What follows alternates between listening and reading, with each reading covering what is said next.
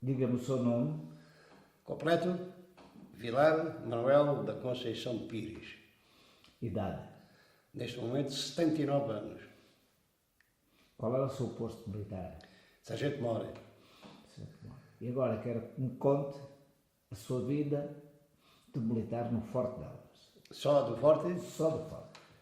Eu morei no Forte da Graça. Antes disso, a vida militar também tem a parte civil. Morámos no Forte da Graça porque o meu pai era militar e estava lá. Meu pai morávamos ali no baluarte, no chamado baluarte da estação. Portanto, estava lá eu, os meus irmãos, a minha mãe, morava lá e tinha à volta de 5 anos, portanto, recordo mais ou menos o que aquilo era, mas não sei nada da vivência daquilo. Aquilo para nós, eu estou convencido que até era um recinto bastante fechado. Mas, de qualquer modo, morei lá. O irmão mais novo nasceu lá.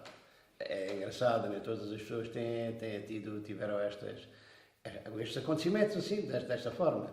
Mas pronto, mais tarde fui para a vida militar e acabei por chegar lá no fim de uma comissão. Como sabe, nós estávamos a partir de 61, o problema era da guerra colonial, fiz várias comissões e no intervalo delas, pelo menos 2, fui parar ao Forte da Graça.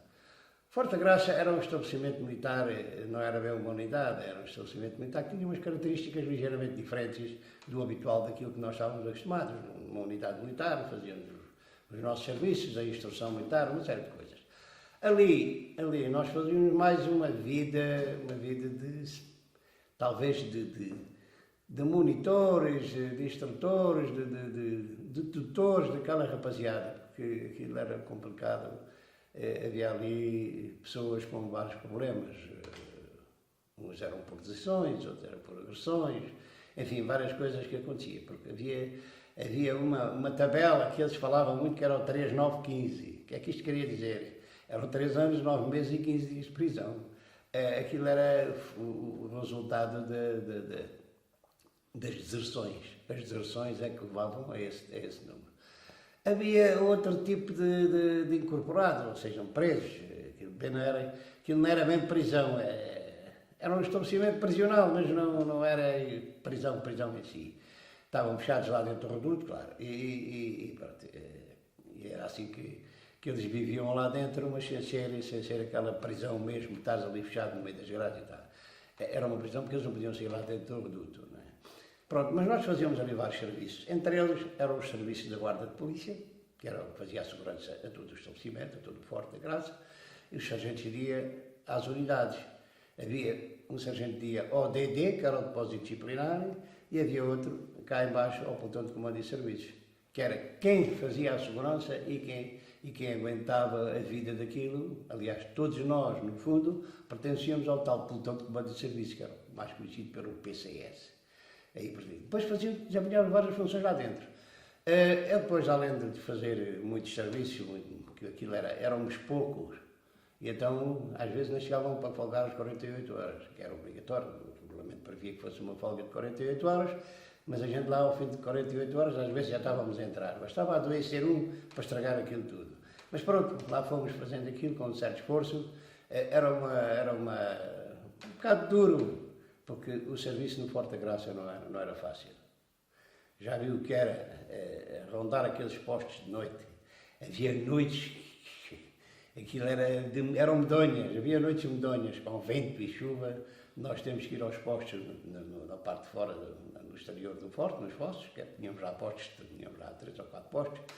E aquilo era duro, era medonho, tinha alturas mesmo que era medonho.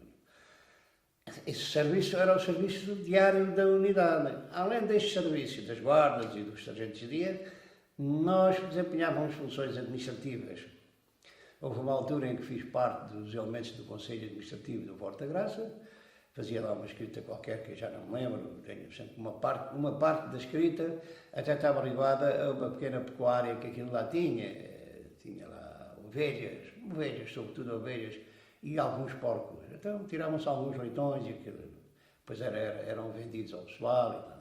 As ovelhas também, a mesma coisa, quando chegava a altura da Páscoa, lá arranjavam uma ovelhacida para os sargentos e para os oficiais que lá prestavam serviço, e o resto da vivência era assim. Agora, problemas que a gente tinha, quando se recebiam incorporados, vinham, chamavam-lhe Ramona, era um carro celular que vinha de Viseu trazê-los. Normalmente trazia 8, 9, para exceder a capacidade do carro. E nós tínhamos que receber aquela gentinha toda. E então tínhamos que conferir tudo que eles traziam, até à lâmina de fazer a barba. Até ao botão que eles tinham de suplente para as calças, tínhamos que conferir aquilo tudo e relacioná-lo. Era feita uma trouxa, chamamos assim uma trouxa, era um saco de bagagem, metia-se tudo lá dentro e com uma etiqueta com os números dele, com a identificação deles, ela ficava no armazém e quando eles queriam alguma coisa, iam lá a esse armazém, tinha lá um responsável, ia lá, chegava às coisinhas dele, tirava aquilo que pretendia, abatia-se na relação. Se tivesse lá por alguma coisa, aumentava-se. Quando as famílias mandavam, normalmente eram mais coisas de consumo, logo consumo diário, algum comer, alguma coisa assim. Mas cuidado, porque nessa altura já havia uns princípios de droga. Penso que no Forte da Graça nunca entrou grande quantidade de droga, mas era capaz de já haver alguma tendência para esse efeito. E pronto, aquele pessoal lá dentro, no dia-a-dia, o que é que faziam? Chatear toda a gente. Chatear entre aspas, não é? Chatear toda a gente. E o serviço tornava-se mais difícil no período da noite. Mas no período da noite eles eram fechados à hora de recolher, iam para as secções. Portanto, quando eles entravam, eram distribuídos pelas secções. Havia 3 secções, primeira, segunda e terceira. A terceira secção era dos mais novos, depois eles iam melhorando lá a vivência no Forte da Graça. Iam passando para a segunda e, conforme o seu comportamento, iam passando para a primeira. Até que, entretanto, acabavam de cumprir a pena e eram mandados embora, ou para as unidades, ou para casa. Normalmente para unidades onde eram colocados, porque o Forte não constituía reserva de forças. O que é que acontecia? Vinham para uma unidade e aí sim, podiam fazer o espólio, fazer as coisinhas todas que tinham que fazer, como qualquer militar quando terminava o serviço militar. Tinha que fazer e ficar ligado àquela unidade. Normalmente era uma unidade da área de residência dele, do militar, do preso, chamemos assim. Preso, eu não gosto muito de empregar o termo preso, mas gosto mais de incorporado. Era o chamado incorporado. Portanto, nós depois de os conferirmos, de termos aquilo tudo relacionado, porque demorava um certo tempo, não é?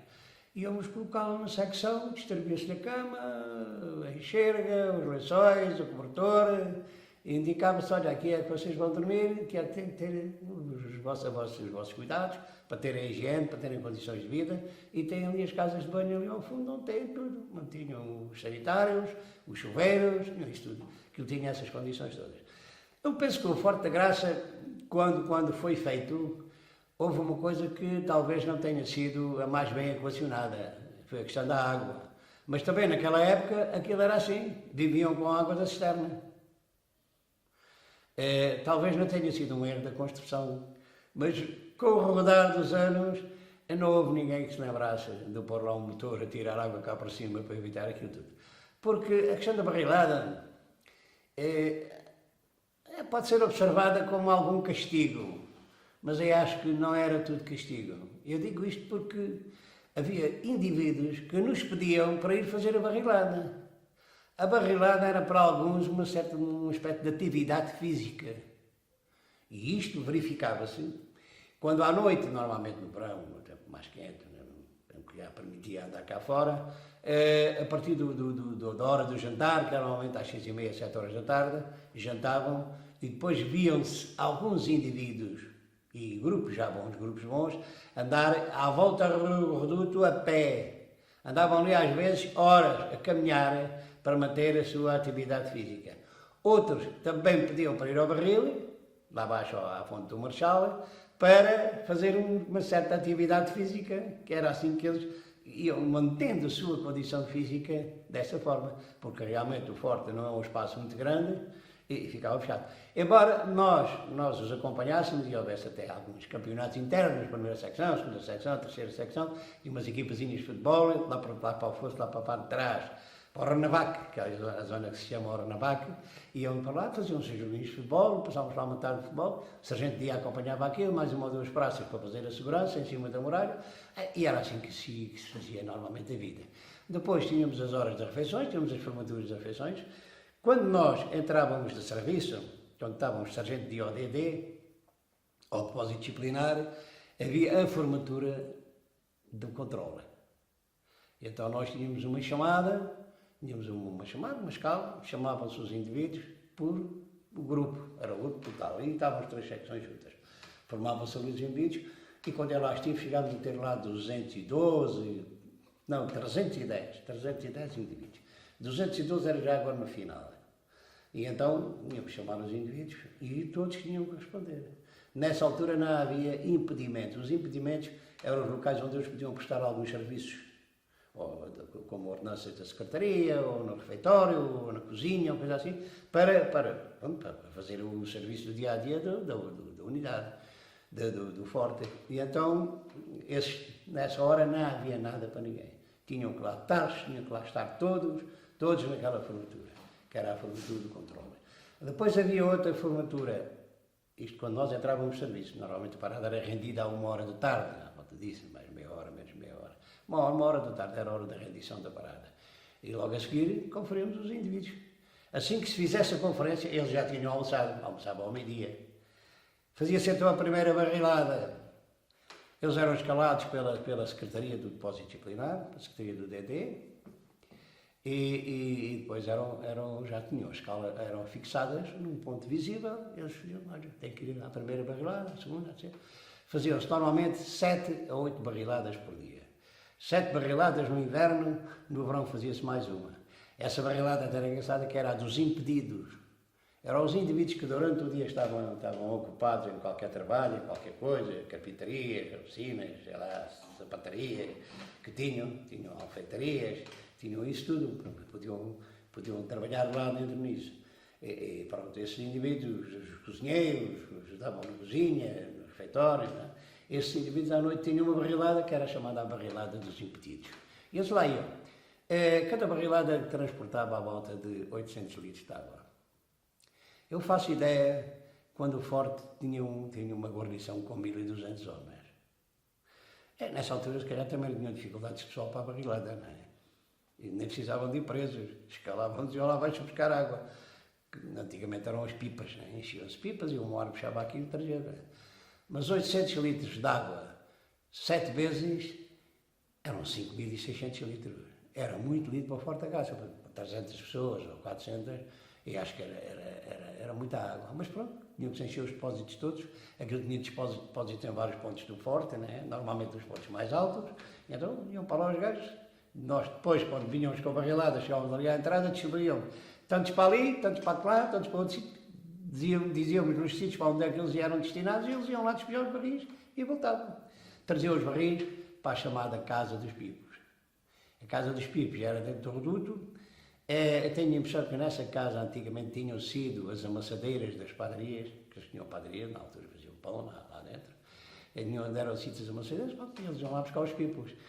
Havia uma característica que era um pipo, que era o maior de todos, não sei se era 35 litros, era 25 litros, já não me recordo bem, chamava-lhe o Patalino. O Patalino foi na altura um jogador aqui em Alves que deu brada no país. Portanto, era o Patalino e os gajos que ninguém queria levar o Patalino. Ninguém queria levar o Patalino às costas. Mas pronto, algo lá tinha que levar o Patalino. Fazíamos as chamadas, tínhamos uma relação engraçada, e por baixo do número dele ficava o número do barril. Para quê?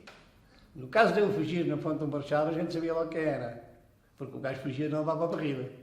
O barril ficava lá. O barril estava numerado, estava debaixo do número daquele cavalheiro. Quando o cavalheiro quando tinha a fuga, deixava lá o barril e a gente já se olha ao frontal. Pois, disputavam-se os meios normais de recuperar o indivíduo, de buscá-lo. Chegavam assim a buscar a casa, não é? Mas havia essas características. Tínhamos depois também, durante o dia-a-dia, tínhamos as refeições, no refeitório que fica por cima da cisterna.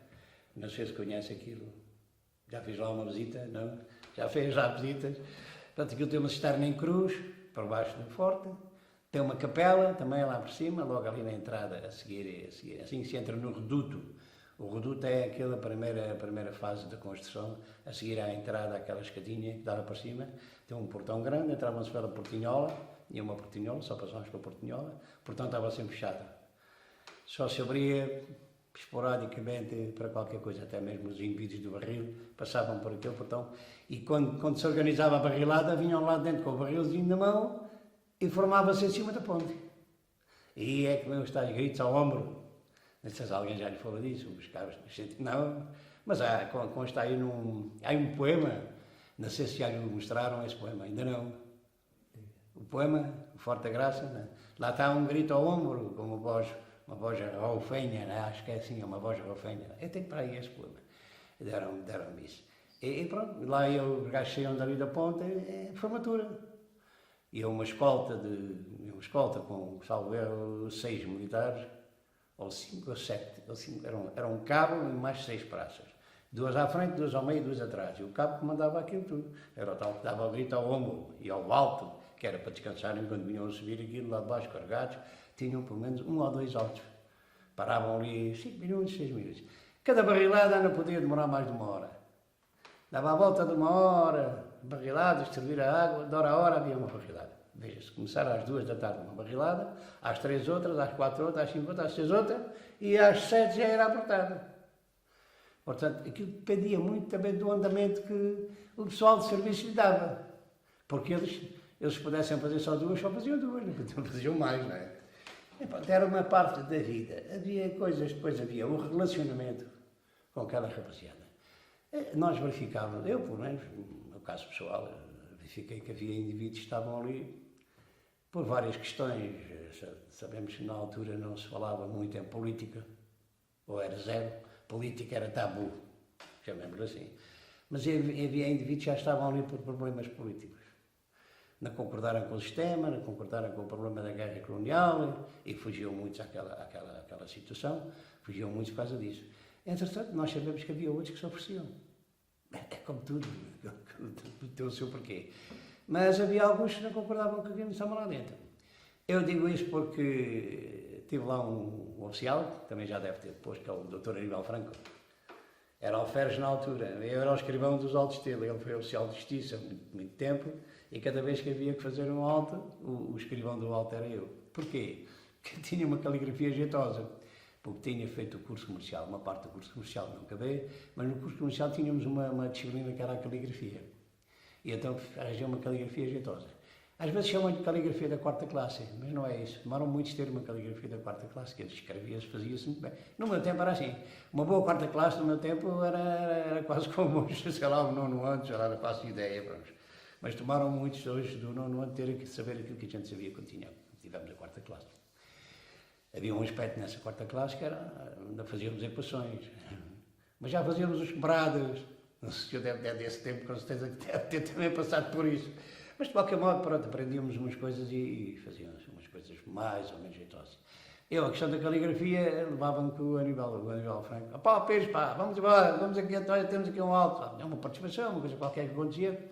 Lemos nós ir ouvir o indivíduo, eu que escrevia, o que o oficial dizia. Pronto, e verificávamos que havia rapazes que aquilo. Às vezes não tinha, quando se espremido, não tinha nada que se tirasse. E, fora disto, pouco mais, não é muito forte a graça, sei que era uma coisa que muita gente não gostava daquilo pelas características do Forte da Graça, pela função que ao fim e ao cabo estava determinada, não é? Não era a melhor função, penso eu, não é? Mas aquilo era uma guarnição de defesa e que realmente a cidade delas merecia ser defendida e ter aquilo. Nós sabemos que, estrategicamente, foi por isso é que se fez o Forte da Graça, para defender a cidade, para defender a zona. Como sabemos, o Forte da Graça foi o último reduto dos espanhóis na Batalha das Linhas de Elvas, foi o último reduto dos espanhóis. Aquilo tinha uma ermida, que era a ermida de Nossa Senhora da Graça. O Forte da Graça foi construído em cima da ermida de Nossa Senhora da Graça. É engraçado, eu até trago aí um poema, não sei se querem que eu diga, trago aí um poema que fala no Forte da Graça. Porquê? Porque o Forte da Graça era uma entidade robusta, chamemos-lhe assim, com alguma robustez e, claro, todos nós fôssemos bastante robustos, onde é que eu pus o papel.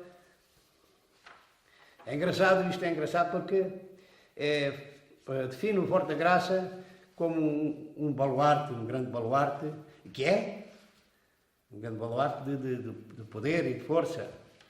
O Forte da Graça, para mim, onde é que está isto? Mexemos nos papéis, estragámos aqui o local. E é logo aqui nas primeiras folhas. Oh, poema, onde estás tu? Olha, isto... Elvas, cá está, o poema é Elvas. Eu vou ler aqui o poema, que é um poema, são 2 quadras e 2 tercetos, é o que se diz que é um soneto, não é?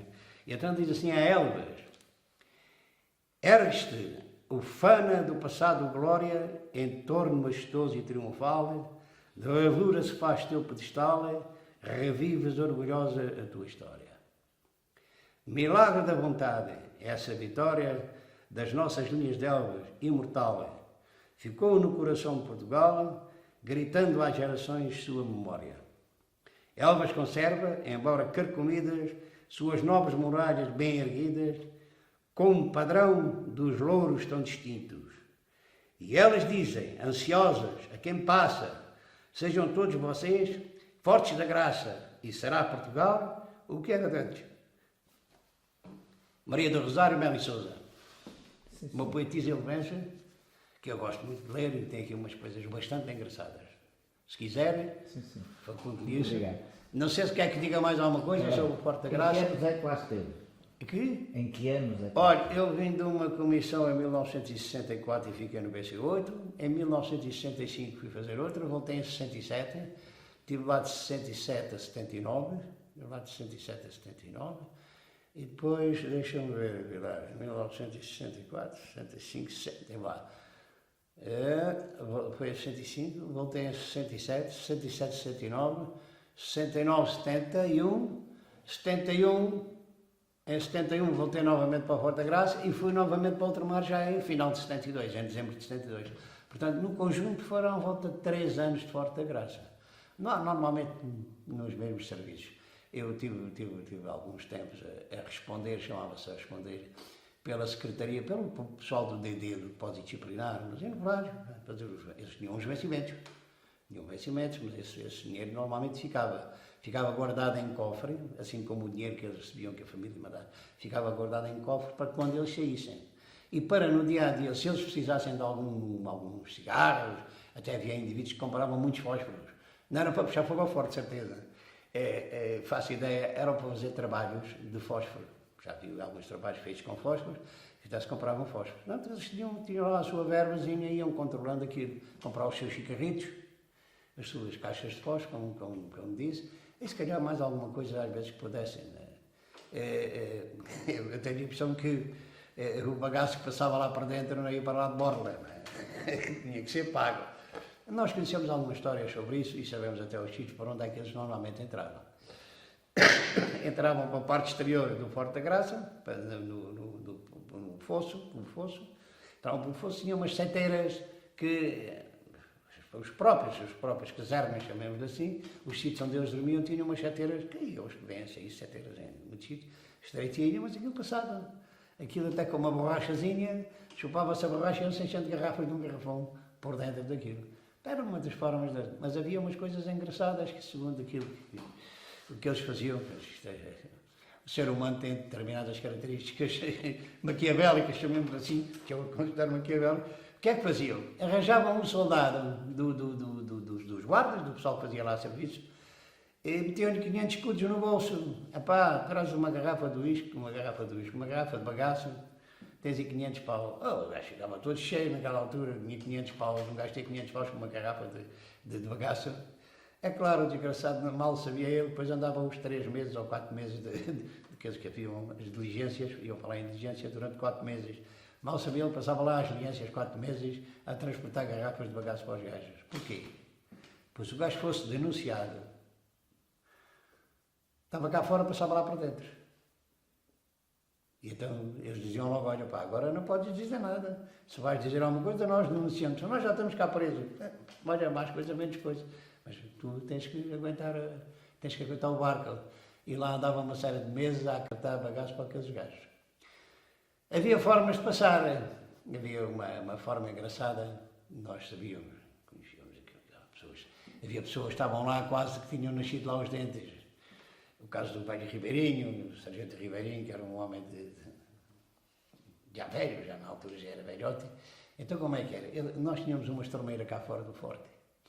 E nessa estromeira vinham, normalmente uma guarda com eles, duas praças ou uma ou duas praças, com 2 soldados, com uma padiola, com o lixo, e com aquilo tudo, vinham trazer cá fora. Reparávamos nós e sabíamos que a padiola para baixo ia com o lixo lá em cima, mas para cima ia sempre com a boca virada para baixo. É claro, nós também não éramos parvos, não é? Epá, vira lá isso ao contrário, quando vinhamos virados as coisinhas agarradas lá dentro da padiola. Haviam várias formas de passar. Aliás, o ser humano tem características extraordinárias, que pensa, resolve, faz tudo o que é possível. Ali era fantástico, não sei, pá, como é que havia indivíduos que imaginavam coisas que, pronto, quase impossíveis, mas faziam-se. Conte lá. Okay. Dessas coisas, conte lá. Imaginável. Uma dessas era a maneira como passavam lá para dentro os bagaços, as garrafas de bagaço, para a padiola virada ao contrário, passavam lá para dentro. Outros eram metidos no corpo, também, às vezes também conseguiam passar.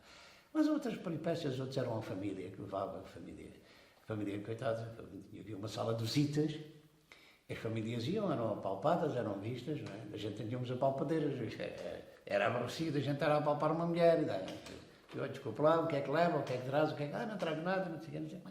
Claro que nós percebemos perfeitamente que podem trazer alguma coisa escondida dentro do corpo.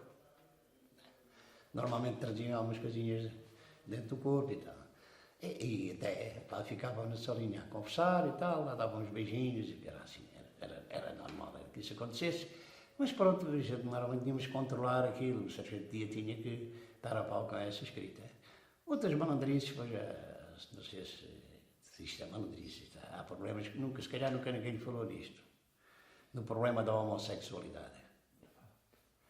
Isso, segundo aquilo que eu me apercebi, havia indivíduos havia 2 formas de ser punido. Havia os indivíduos que eram julgados pelo Tribunal Militar e havia os indivíduos punidos nas unidades.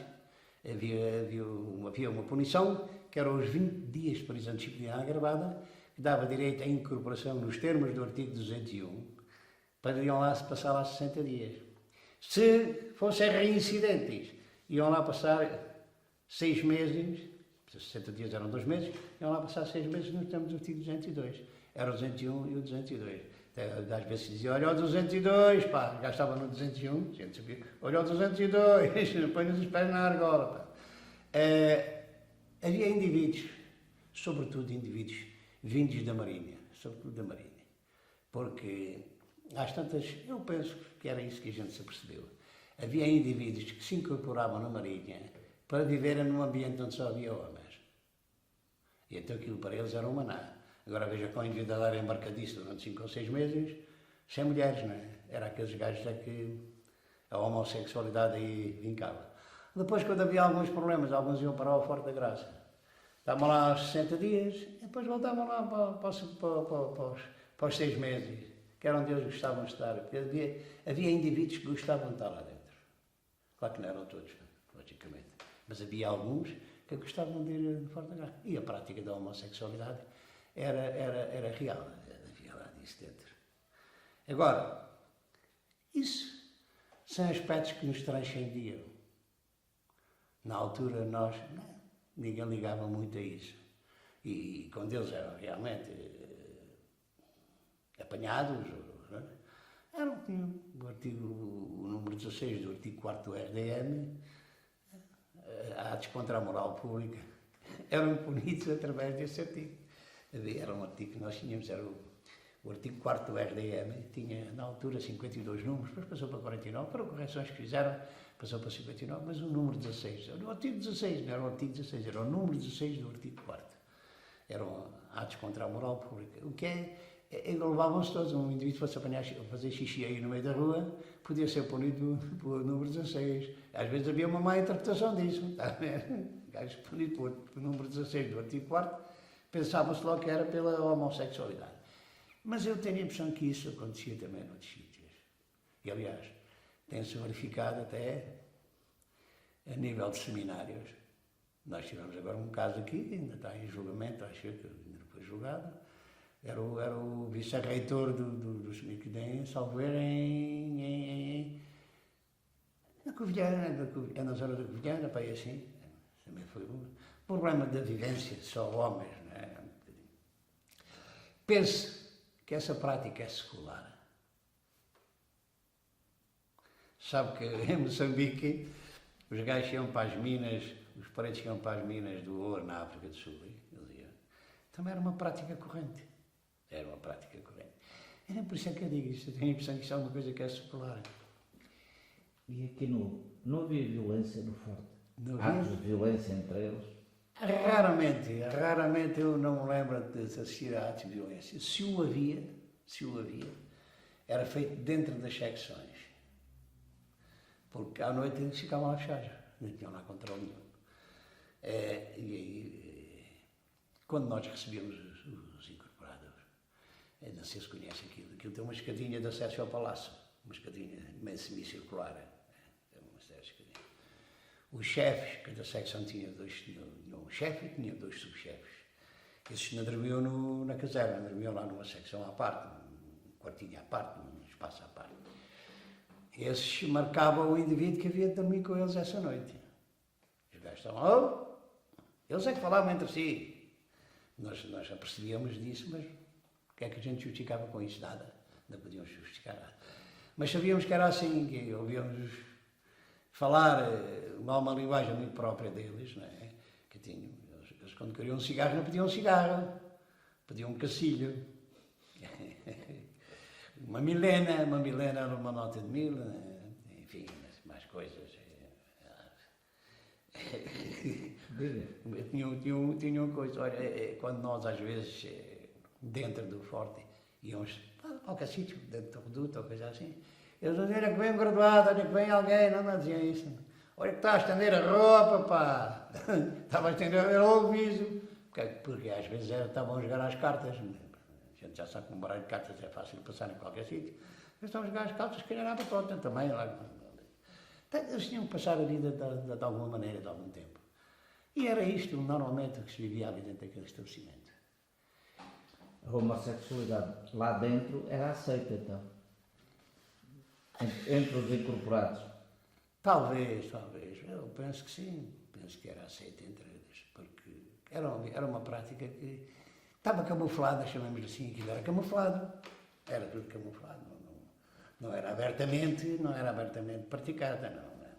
Camuflado, assim, como a gente costuma dizer aí pela porta do cavalo, não é? Mas eu sei que, sabe-se, isto não fui só eu que verifiquei, às vezes éramos chamados de noite a uma secção, porque o gajo que não queria alinhar estava à rasca, levava tareia, não é? levava pancadaria. Mas depois a coisa subia-se, ouvia-se cá fora, os sentinelas ouviam, está ali barulho, ali naquele sítio e tal, lá iam-se a dia. Agora, assim pancada, assim cá fora, não. À noite, dentro das secções, era capaz de haver. Até havia engraçada, havia os indivíduos que cheiravam boxe lá dentro. Eram boxeiros, treinavam, mas isso era um treino, não era uma luta, uma agressividade. Agora, eu nunca dei por isso, a ver assim, agressividade entre eles, não. Nunca dei, pode ser, pode ter havido alguma, mas eu não dei por isso. E mais? Acho que está muito bem. Se lembra de mais alguma coisa, diga. Não faço ideia. Por nós está muito bem. Está bem, então está bem assim, já dei o meu contributo, já dei aqui o poema do Forte, que fala no Forte da Graça. E o Dr. Aníbal acho que tem isso, ele pediu-me, eu tenho até isso aí, uns versos de Forte da Graça. Não sei se alguém lhes deu, ou já alguém os mostrou, já alguém os leu. Pronto, se alguém tem aí, já não é necessário. Agora, eu já quis escrever a música disso, mas ninguém me sabe entoar. Ninguém me sabe entoar a música do coisa, então, olha, como ninguém também não sei, também nunca ouvi, porque na altura que ela esteve já não cantavam isso. Já não via lá em prosa cantar isso. Porque eu sei, havia lá rapazes, havia lá gente habilidosa, que faziam coisas com habilidade, carpintarias, sapatarias, alfaiataria, havia rapazes lá com muita habilidade, faziam-se muitas coisas. Quer dizer, não era só negativo, aquilo era, ao fim e ao cabo, até penso que houve alguns, deve ter havido alguns indivíduos, que aprenderam lá a sua profissão para a vida civil. Porque durante 3 anos, ali, por exemplo, o indivíduo nunca foi alfaiate, trabalhar numa alfaiataria, sai de lá alfaiate. O caso do sapateiro, ou um carpinteiro, ou coisa assim, saem lá com possibilidades de ter uma profissão para ganhar a vida, para continuar a sua vida cá fora. Mas isto não é só ali. No presídio militar eu também tive o azar, com os meus azar, de parar ao presídio militar de Santarém. Mas não foi preso, foi fazer serviço, atenção. E lá também era, mas aquilo era mais duro. No tempo em que ela estive, aquilo já não era nada do que tinha sido. Porque na altura eles nem falavam. Era pedir as ferramentas, era tudo por mímica. Mas queria uma tesoura, fazia assim com os dedos. Se queria uma agulha, fazia. Era tudo por mímica. Agora não. Agora, aquilo, praticamente já nem oficinas. Agora não, até está fechado, já desapareceu. Mas na altura que ela estive, já nem praticamente oficinas tinha. E tinha lá, o presídio militar era mais limitado. Tinha sempre 100, à volta de 100 lugares. Normalmente estava ocupado até 97, porque... Só estamos a falar do Forte. Ficavam 2 ou 3 lá. Pronto, mas o Forte da Graça, olha, é assim, o Forte da Graça é um estabelecimento similar àquele. Muito obrigado.